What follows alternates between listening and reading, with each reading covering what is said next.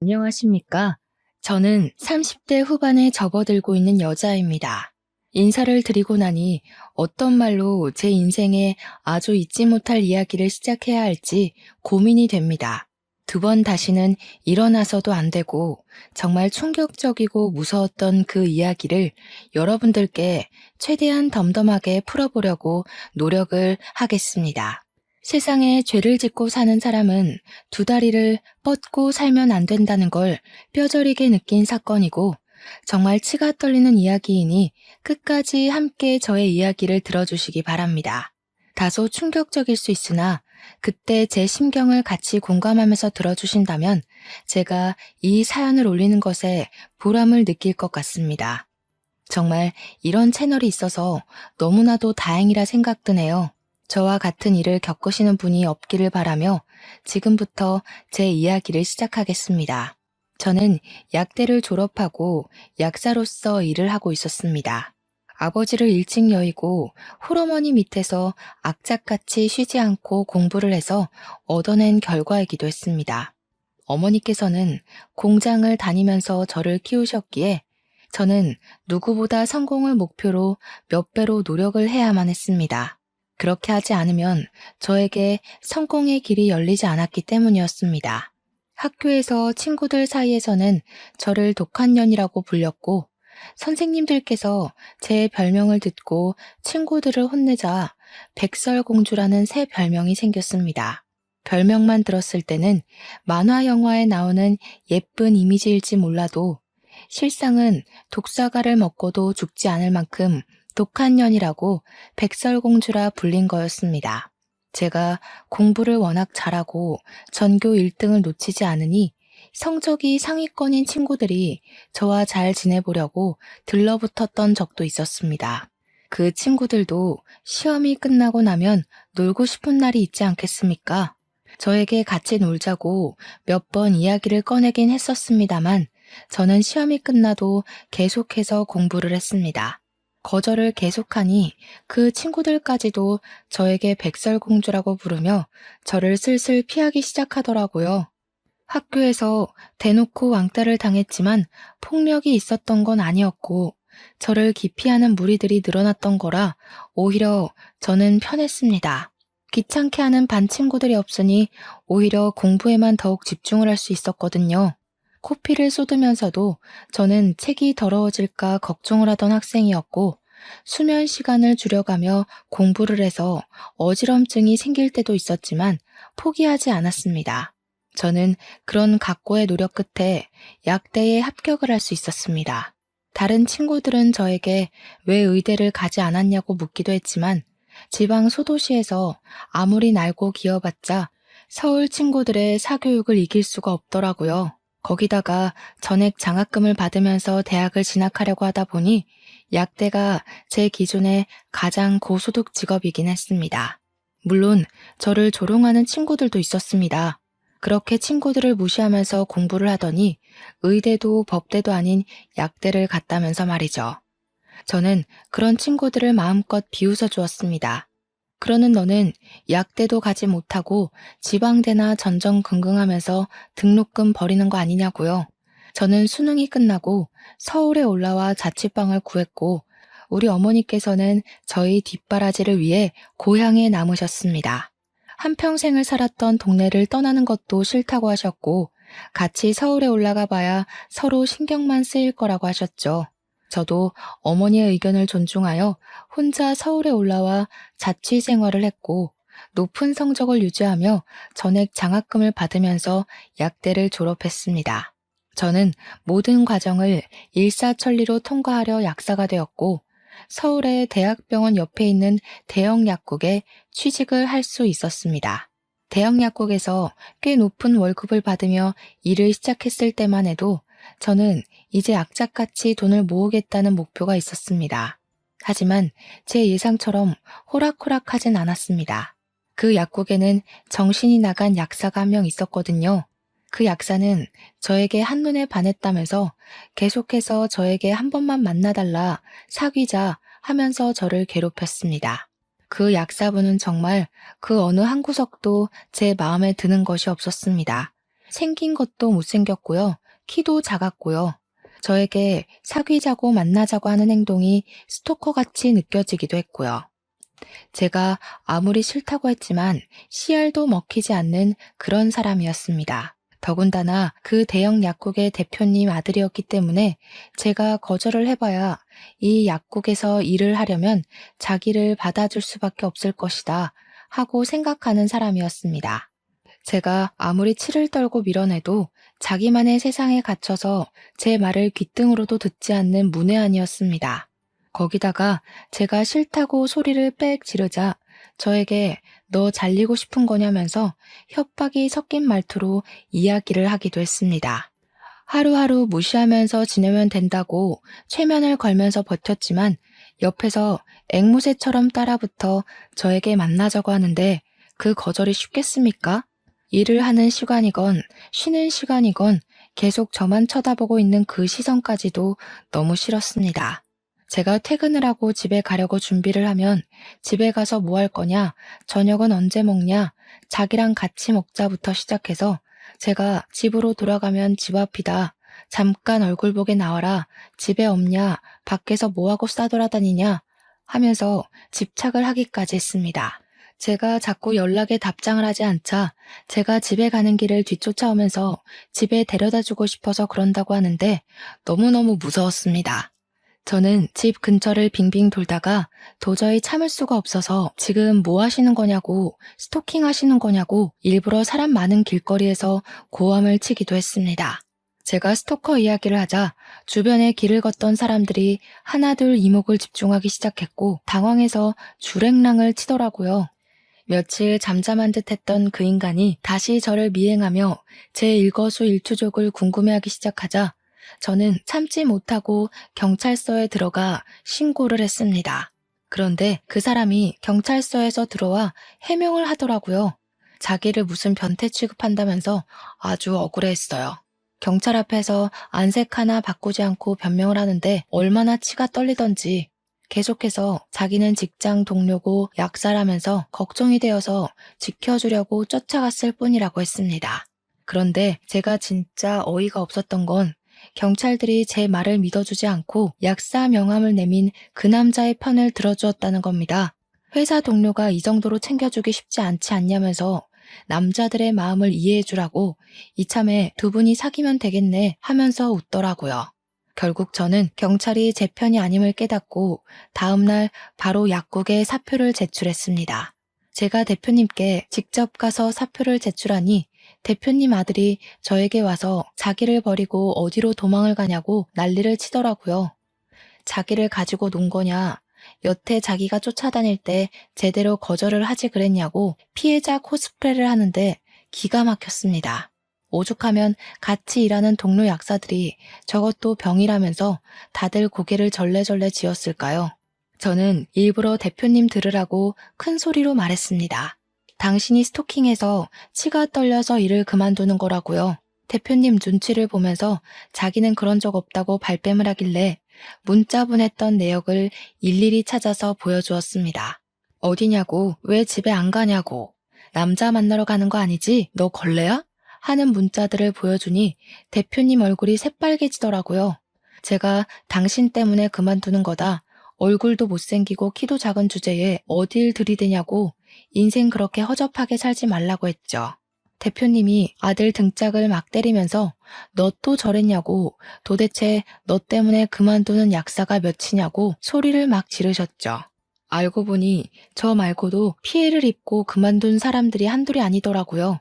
가뜩이나 약사 구하기도 어려운데 또 그만두게 한다면서 대표님이 정신병원이라도 알아봐야겠다고 소리를 치셨습니다. 저는 그분에게 두 번 다시는 제 앞에 나타나지 마시라고 경고를 하고 퇴사를 했습니다. 운이 좋게도 바로 작은 약국으로 취직을 할 수 있었습니다. 동네도 훨씬 가까워졌고 페이는 조금 적었지만 한결 여유로운 직장이었습니다. 잘 다니던 대형 약국을 그만두었다는 말에 어머니는 무슨 일이 있냐고 하셨지만 굳이 걱정하실까봐 자세히는 말하지 않았어요. 근데 여기서 일이 끝나지 않고 제가 취직한 새 약국까지 찾아와서 스토킹 짓을 하는 게 아니겠습니까? 오죽하면 동료 직원들이 저 사람 이상하다고 저에게 계속해서 이야기를 하기까지 했습니다. 결국 저는 고소를 결심했고 동료 직원들이 증언을 약속해 주어서 증거를 전부 모았습니다. 집까지 찾아오는 그 사람들을 피해서 동료 직원의 집에 지내기로 하고 고소까지 진행하니 저와 협의가 이루어지지 않았던 거죠.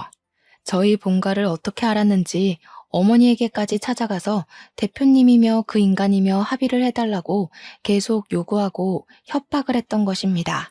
저희 어머니께서 놀래서 전화가 와서 예전 약국 대표라는 사람이 합의를 해달라고 찾아왔는데 이게 다 어떻게 된 일이냐며 설명을 해달라고 하셨습니다. 제가 너무 열이 받아서 고향으로 내려가겠다고 하니까 어머니께서 걱정하지 말라고 이런 파렴치한 놈들에게 합의해주지 않겠다면서 일 열심히 하면서 버티라고 하시더라고요. 우리 어머니께서 고향에서만 평생을 살아온 사람이지 않겠습니까? 60년을 넘게 한 동네에서 살았으니까 동네 사람들을 전부 알고 계시거든요. 돈 많이 줄 테니까 합의를 해달라고 찾아온 약국 대표님을 보자마자 어머니께서 절친인 고향 동네 사람인 경찰서장을 부른 겁니다. 경찰서장인 아저씨는 어머니랑 초등학교 때부터 쭉 동창인 분인데 진짜 친하셨어요. 아저씨가 직접 나서주신 덕분에 합의를 하자고 협박을 했던 것까지 모조리 다 추가가 돼서 벌금을 엄청나게 때려맞고 저에 대한 접근 금지까지 처리가 되었다고 하더라고요. 진짜 어찌나 감사했는지 모르겠습니다. 거기다가 그 약국이 대학병원 앞에 있는 엄청난 대형 약국이지 않았겠습니까? 제가 그 안에서 벌어졌던 일들을 제보해서 기사도 엄청나게 떴습니다. 그 약국에 비리 같은 게 좀 많았거든요. 원래 약 제조는 약사만 할 수 있는 일인데 대형 약국이기도 하고 일도 엄청 많은 곳이었으니 일손이 부족했습니다.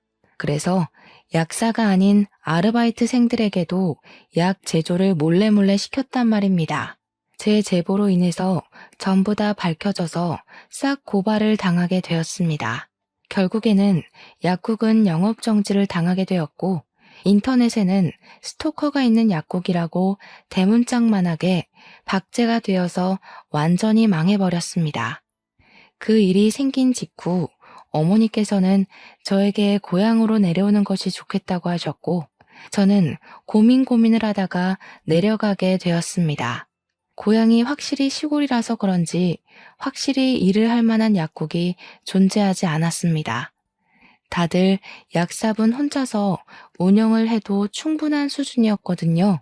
그래서 한 3개월 정도를 어머니께서 해주신 밥 먹고 등 따시게 딩가딩가 놀면서 지내다가 서울로 다시 가야겠다고 선언을 했습니다. 아직 월세집 정리도 안 됐고 여기는 일할 곳이 없다고 했더니 어머니께서 안 그래도 이곳저곳 알아봤는데 서울로 가는 게 좋겠다고 하셨습니다. 대신 무슨 일이 생기면 숨기지 말고 꼭 이야기를 해달라고 하셔서 약속까지 꼭꼭 걸고 서울에 오게 되었습니다. 다시 올라온 후부터 약국을 알아보다가 상당히 뜬금없는 곳에 있는 약국에서 구인 공고가 났고 그곳에서 일을 하게 되었습니다. 보통의 약국은 아파트 대단지 앞에 있거나 병원 근처에 질비하고 있는데 이곳은 공장 같은 회사 건물 앞에 떡하니 있었습니다. 주위에 병원이 있는 것도 아니었고요. 그래서 장사가 되나?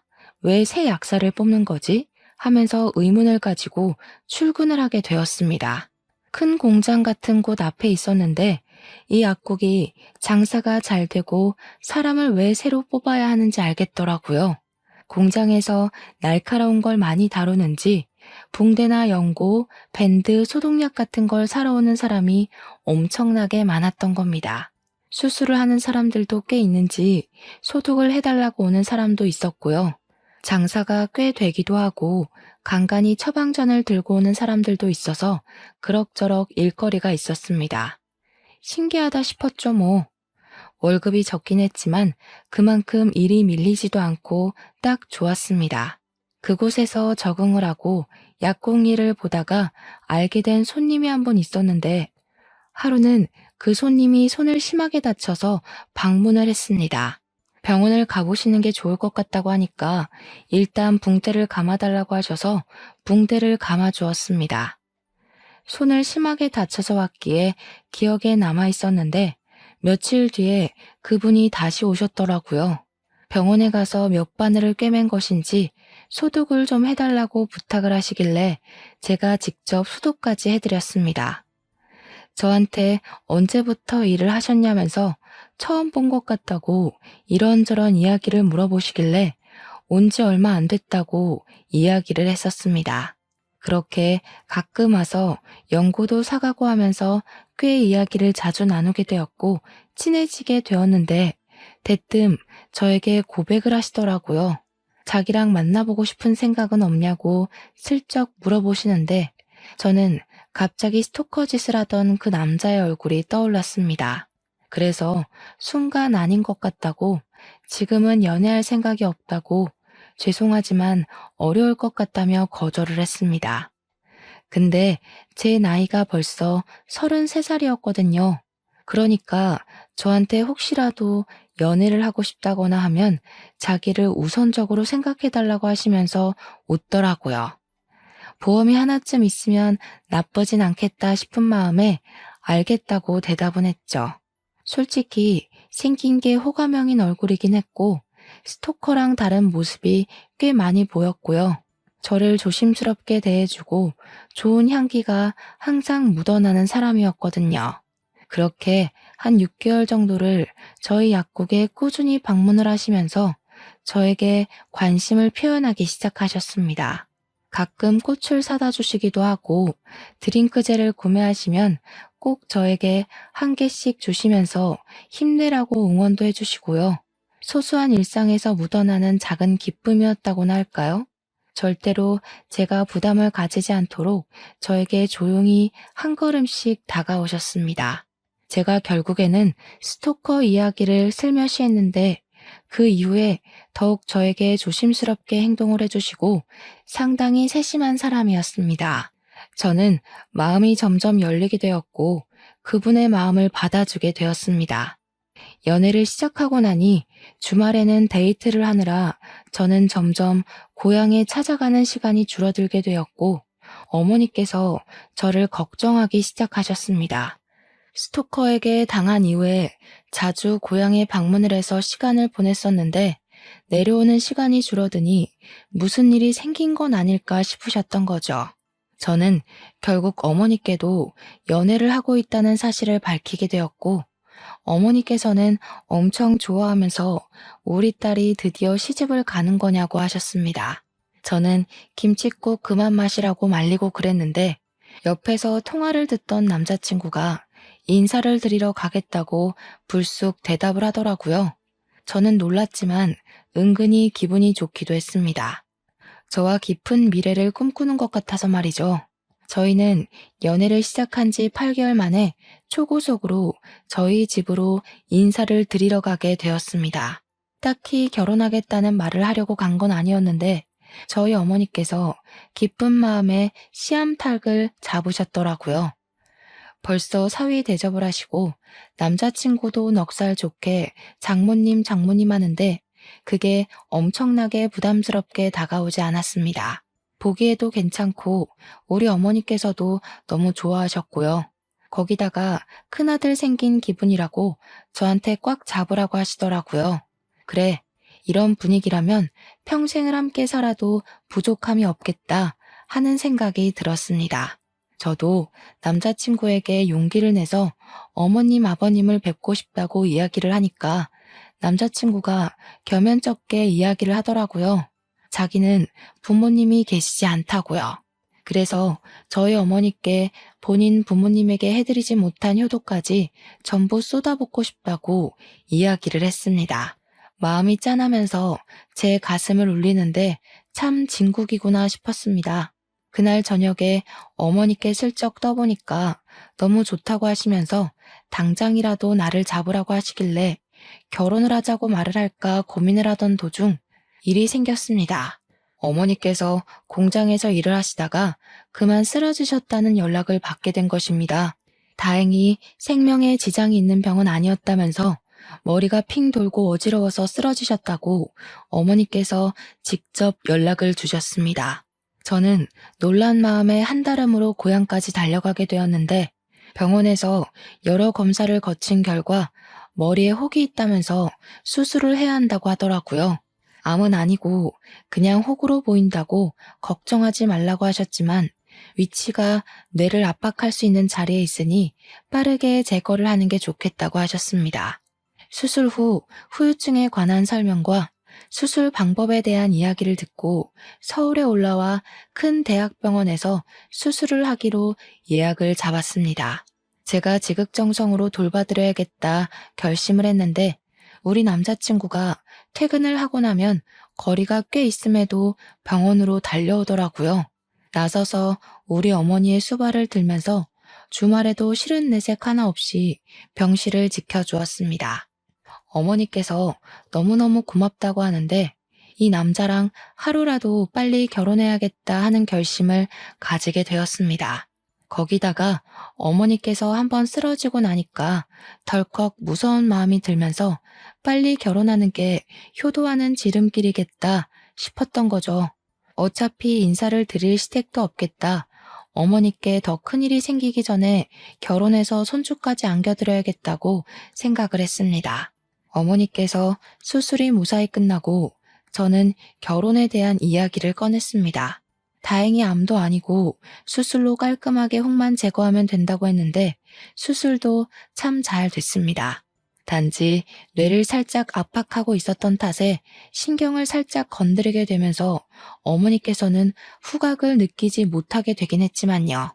어머니께서는 죽다 살아난 기분인데 후각이 뭐가 문제냐고 신경 쓰지 말라고 하셨습니다. 의사 선생님께서도 후각은 나중에라도 돌아올 수 있는 거니까 괜찮을 거라고 하셨습니다. 어머니께서는 다시 고향으로 내려가시게 되었고 저희는 결혼 준비를 시작하게 되었습니다. 정말 간단하게 최소한의 형식만 지키자는 마음으로 남들 하는 만큼만 준비를 한다고 서둘러서 했음에도 불구하고 4개월이라는 시간이 걸렸습니다.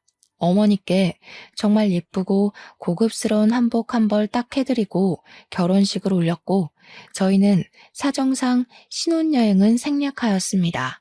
신혼집을 구하느라 돈이 많이 들어가기도 했고요. 어머니께서 수술하신 지 얼마 되지 않았으니 불안한 마음에 신혼여행은 나중에 가도 된다고 미루게 되었습니다. 그렇게 알콩달콩한 신혼이 시작되고 꽃길만 평생 걸을 줄 알았던 제 결혼 생활은 처음과 달리 시간이 지나면서 점점 틀어지기 시작했습니다. 저와 남편 사이에서 아이가 생기지 않았던 것이 제일 문제였습니다. 피임을 딱히 하는 것도 아니었는데 저희에게 축복의 소식이 찾아오지 않았습니다. 처음에는 별 대수롭지 않게 생각하며 천천히 가져도 충분하다 했는데 결혼하고 3년이라는 시간이 흘렀음에도 아이가 생기지 않자 슬슬 불안해지기 시작했습니다. 어머니께서도 은근히 손주를 바라는 눈치였으니까요. 물론 딸이 스트레스 받을까봐 관심 없는 척 하셨지만 딸인 제가 그걸 모르겠습니까? 제 나이가 36이 되자 지금 가져도 노산이라는 생각이 들면서 점점 조바심이 나기 시작했습니다. 남편 역시 저에게 우리 둘 사이에 문제가 있는 것도 아닌데 왜 아이가 생기지 않는 거냐며 슬슬 지쳐가고 있었습니다. 저는 가뜩이나 조바심이 나는데 남편까지 지치니 그 꼴이 보기가 싫어서 투닥투닥하게 되었고 부부 사이가 점점 소원해지기 시작했습니다. 그렇게 결혼 4년 차에 접어들었을 때 남편의 돈 씀씀이가 이상하게 커진 걸 느끼게 되었습니다. 갑자기 뿌리지도 않던 명품 향수를 사서 뿌리고 다니지를 않나, 명품 가방을 떡하니 사와서는 잘 어울리냐고 자랑을 하질 않나, 생전 염색도 잘 안 하고 해도 집에서 저에게 염색약 사서 해달라고 했던 사람이 미용실에 찾아가 파마도 하고 염색도 하고 나타나고요. 점점 수상한 기운이 느껴져서 바람을 피우나 하는 생각이 들었고 저는 남편을 추궁하기 시작했습니다. 남편은 그런 저에게 더욱더 질려하며 휴대폰을 보여주고 자신의 결백을 주장했죠. 그런데 정말 아무런 흔적도 없더라고요. 제가 아무것도 발견하지 못하자 오히려 큰 소리를 치면서 지금 자기를 의심하는 거냐면서 기분 나쁘다고 하더라고요. 저는 오히려 화를 내는 남편의 모습이 기분이 찝찝해지고 그 기분을 숨기지 않았습니다. 저희 부부의 사이는 걷잡을 수 없이 나빠지게 되었습니다. 그렇게 점점 부부 사이의 골이 깊어지던 어느 날, 약국에 남편과 공장에서 친하게 지내던 분이 손을 다쳤다며 약국에 찾아왔습니다. 저는 붕대를 감아주면서 은근슬쩍 요즘 회사는 잘 돌아가고 있냐 하면서 이야기를 하는데 충격적인 이야기를 전해 듣게 되었습니다. 우리 남편이 일 잘하고 있냐고 농땡이 치고 그러진 않죠? 하는데 깜짝 놀라면서 네? 정훈이 일 그만뒀잖아요. 하는 겁니다. 저도 놀라서 그게 무슨 소리냐고 물어보니 모르셨냐고 제 남편이 일을 그만둔 지 좀 됐다고 말을 전하더라고요. 저는 약국에서 퇴근을 하자마자 남편에게 당신 일 그만뒀냐고 여태 무슨 돈으로 사치를 하고 지낸 거냐고 화를 냈습니다. 남편이 저한테 에이 하면서 아무 말도 하지 않고 냉장고에서 소주를 꺼내서 벌컥벌컥 벽나발을 불더라고요. 저한테 제대로 말을 못하는 걸로 봐서는 저 몰래 일을 그만두고 받은 퇴직금으로 사치를 부린 것 같았습니다. 제가 얼마나 속이 상하고 황당했는지 어떻게 말도 없이 그럴 수가 있냐고 닥달을 했더니 저를 째려보는데 그 눈빛이 정말 무서웠습니다. 남편과 살면서 처음으로 살기를 느낀 눈빛이었다고나 할까요? 저에게 잔소리 좀 그만하라고 지겨워 죽겠다면서 성질을 버럭 내더라고요. 솔직히 아직 잔소리는 시작도 안 했는데 남편의 눈빛이 무서워서 입을 다물게 되었고 저희는 그날 이후로 대화를 하지 않을 정도로 사이가 나빠졌습니다. 그렇게 한 3개월이라는 시간을 살얼음판 같은 분위기로 보냈는데 어머니에게서 갑자기 연락이 도착하게 되었습니다. 어머니께서 넘어지면서 크게 다쳤다고 병원이라고 하시더라고요. 놀래서 바로 고향으로 찾아가게 되었습니다. 어머니께서는 고사리를 딴다고 산에 가셨다가 산비탈에서 발을 헛디뎌 고꾸라지시면서 뼈와 근육을 심하게 다친 상태였습니다. 병원에서 뼈 고정은 다 시켜놨으니 집에 가서 근육 회복을 하고 뼈가 잘 붙는지 통원 치료를 하면 된다고 하더라고요.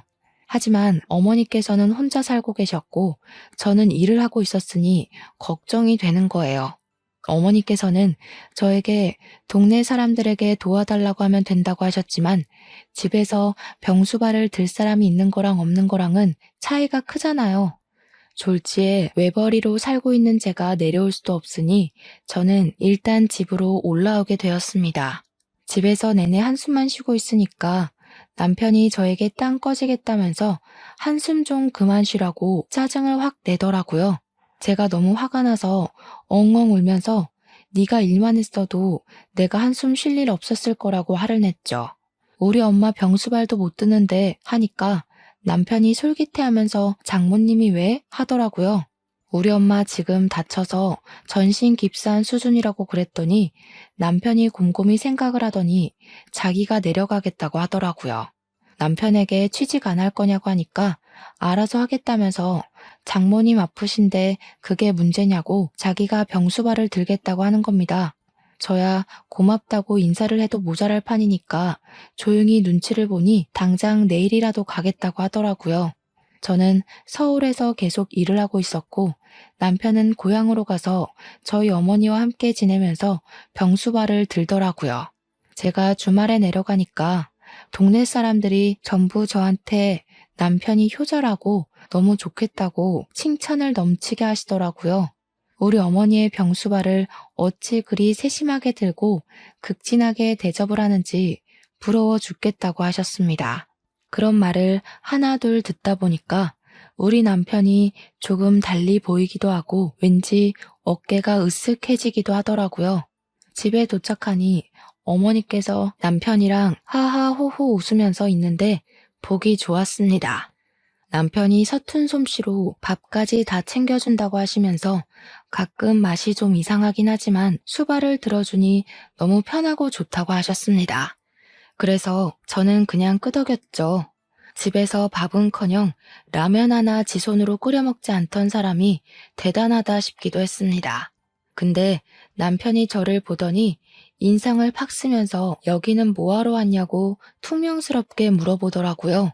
제가 뭐 못 올 때 온 것도 아니고 우리 집에 내가 오겠다는데 자기가 인상을 왜 쓰는지 찬물을 확 끼얹은 것처럼 기분이 상했습니다. 주말이라 하루 자고 가려고 왔다니까 남편이 저보고 어머니랑 같이 자라고 하더라고요. 밤에 화장실 왔다 갔다 하실 때 불편해 하신다고 그래서 알겠다고 했는데 어머니께서 저한테 남편이랑 같이 자야지 왜 여기서 자냐고 타박을 하셨습니다. 밤에 화장실 알아서 잘 갈 테니까 남편이 옆에서 자고 가라고 하시더라고요. 졸지에 쫓겨나서 남편 방으로 갔더니 남편이 화들짝 놀라더라고요. 여기는 왜 왔어? 하는데 내가 뭐 못 올 때 온 거냐고 대답하고 방을 둘러보는데 은근히 자기 짐을 채워뒀더라고요. 그러다 선반에 웬 안약통 같은 게 5개가 쪼르륵 있길래 이게 뭐야? 하고 보니 니코틴 원액이라고 쓰여 있더라고요. 그러자 남편이 만지지 마 하면서 날선 반응을 보였습니다. 제가 약사니까 니코틴이 뭔지 잘 아니까 이게 왜 여기 있냐고 물어보니까 남편이 그러더라고요. 장모님이 담배 냄새를 싫어하셔서 냄새가 없는 전자담배로 바꾸었다고요. 여기가 시골이라 전자담배를 파는 매장이 멀어서 한 번 갈 때 여러 통을 사두게 되었다고 하길래 저는 전자담배를 피워본 적이 없어서 그런가 보다 하고 넘어갔습니다. 다음 날은 밥 차리느라 고생하는 남편을 대신해서 제가 식사 준비를 다 하고 다들 맛있게 먹고 정리까지 마친 뒤 저는 출근을 해야 해서 서울로 돌아오게 되었습니다. 제가 자주 갈 수가 없으니까 어머니와 일주일에 2~3번 정도 통화를 하는데 최근 들어서 어머니께서 자꾸 그러시더라고요. 이상하게 몸이 점점 안 좋아지는 것 같다고. 뼈가 이상한 데 가서 붙었나 하시더라고요. 자꾸 어지러운 느낌이 들고 속이 울렁울렁 뱃멀미를 하는 것처럼 뒤집어지고 밥맛도 영 없고 맛도 이상하게 느껴진다고 하셨습니다. 후각에 문제가 있으니 맛이 제대로 느껴지지 않을 수 있어서 그런 거 아니냐고 했더니 밥이 좀 쓴 것 같고 역하다고 하시더라고요. 그래서 어머니께 큰 병원에 가서 검사를 한 번 더 받아봐야 하는 거 아니냐고 걱정이 된다고 했더니 그래야 하나 하시더라고요. 전화를 끊고 남편에게 전화를 걸어서 엄마 모시고 동네 병원이라도 가서 피 검사 한번 받아봐라 했는데 남편이 한숨을 푹 쉬었어요. 원래 늙으면 다 식욕이 사라지고 속도 불편하고 하는 거라면서 뭘 이런 걸로 검사까지 하냐고 유난인 거라고 하더라고요. 그냥 그런 건가? 하고 있었는데 같이 일을 하던 약사님께서 담배를 좀 피고 오겠다면서 전자담배를 들고 나가시더라고요. 한 10분 뒤에 돌아오신 약사님께 우리 남편도 이런 걸로 바꿨다더라 하면서 전자담배 이야기를 하게 됐습니다. 제가 약사님께 몰랐는데 전자담배에도 니코틴이 많이 들어가더라. 10ml짜리 통을 5개나 들고 있던데? 하면서 이야기를 했죠. 그럴 거면 연초 피는 게 낫지 않나? 하는데 깜짝 놀라시면서 저한테 약사님 요즘 니코틴만 따로 안 팔아요 하더라고요. 그러면서 요즘 그걸로 사람을 죽이니 뭐니 해서 전자담배를 사러 가면 향만 나는 액상에 니코틴을 아예 담아서 준다는 겁니다. 니코틴 원액만 따로 사는 게 불법이라면서 그거 구할 수도 없는 거라고 하더라고요. 그때 갑자기 머리를 띵 맞은 것 같더라고요. 뉴스에서도 자주 나오잖아요. 니코틴 원액만 따로 살 수 없다고 그걸로 살인도 한다고요. 바로 니코틴 원액 투여 증상을 인터넷에 검색을 해봤더니 글쎄 어지럽고 울렁거리고 식욕 부진이 생기고 이런 글이 막 뜨더라고요. 우리 어머니께서 말했던 증상이랑 동일하다는 걸 깨닫고 순간 소름이 쫙 돋더라고요.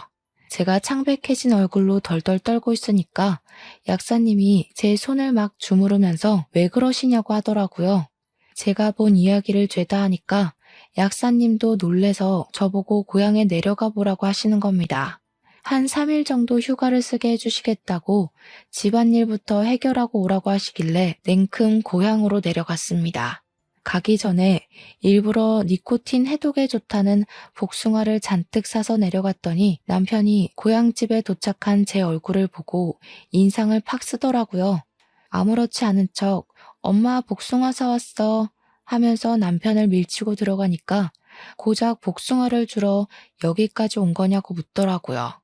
갑자기 약국에 일이 생겨서 문을 닫았다고 태연하게 거짓말을 하고 복숭아 좀 먹으라고 니코틴 해독에 좋다고 하니 남편이 정색을 하더라고요.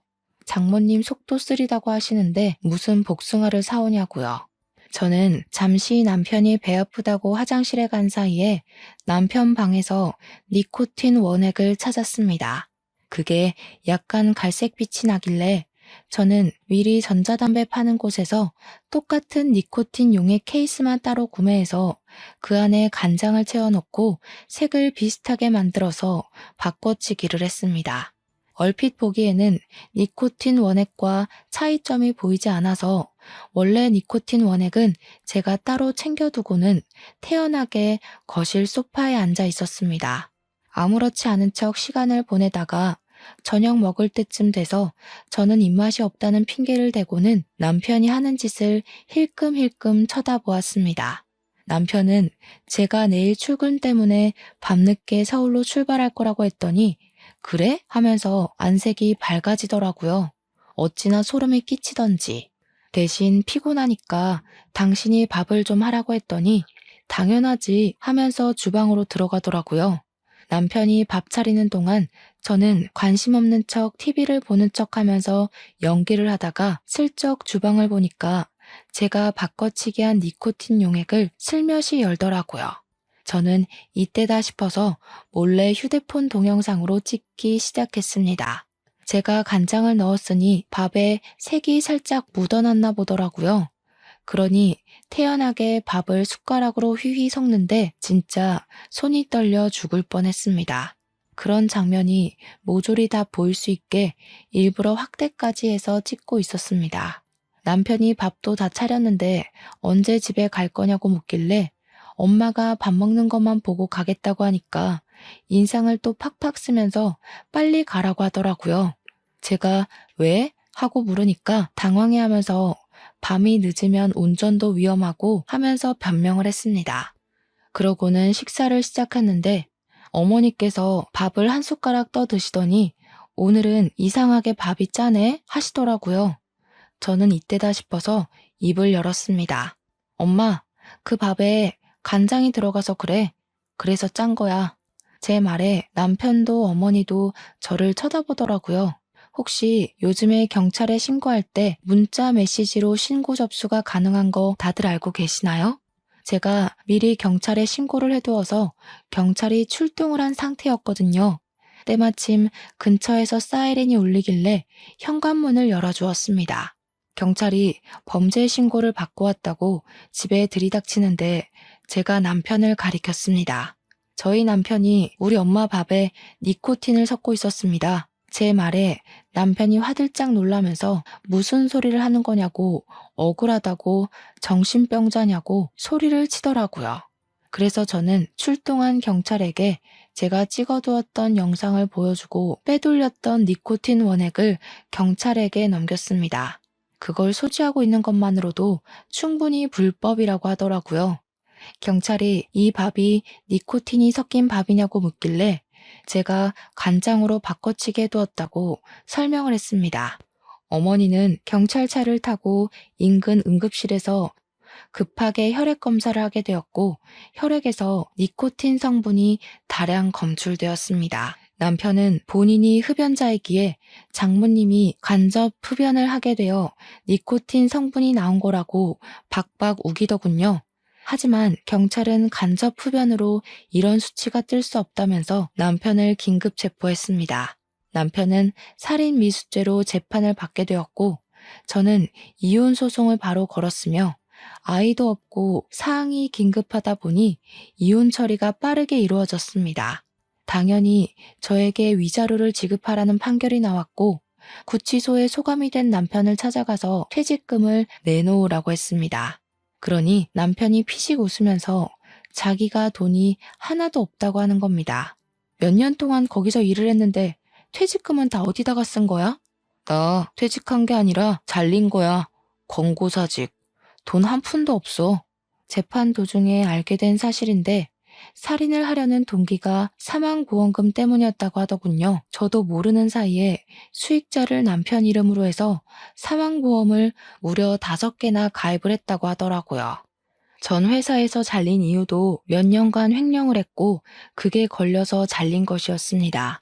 횡령한 금액을 배상해야 하는 상황이 놓인 상태에서 이런 짓을 저지른 거죠.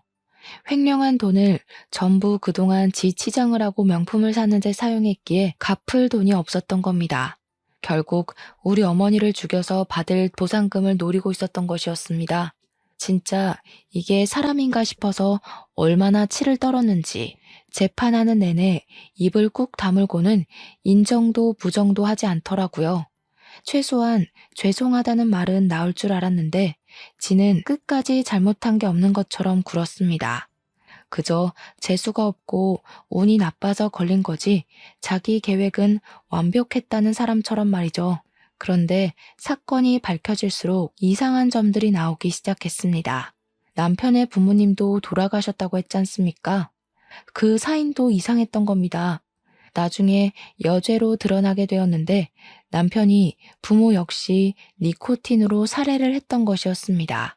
보험금까지 본인이 수령을 해서 차를 사고 집을 사고 했던 것입니다. 남편은 당연히 죄질이 나쁘고 연쇄살인이라는 이유로 사형이 떨어지게 되었고 그제야 분하다며 저에게 악을 쓰더라고요. 진짜 정신 나간 놈인 줄 알았습니다. 저는 남편 이름으로 된 재산을 변호사를 통해서 위임장을 받아 모두 처분할 수 있었습니다.